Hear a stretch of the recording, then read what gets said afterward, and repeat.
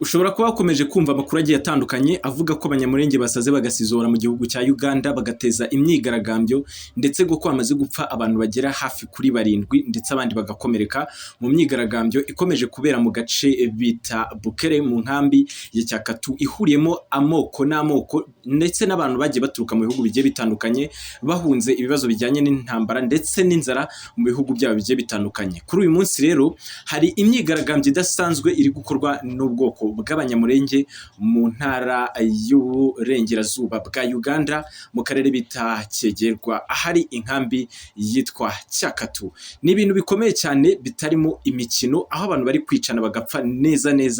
ndetse bakanabashyingura nta mikino. Tugiye kureba ngo ese ubuyobozi buri kuvuga iki ku bijyanye n'iyo myigaragambyo ndetse n'ubwo bwicanyi buri gukorerwa mu iyi nkambi ya Cyakatu aho hamaze gupfira abantu benshi cyane abandi bagakubitwa ndetse bakaba bari mu bitaro.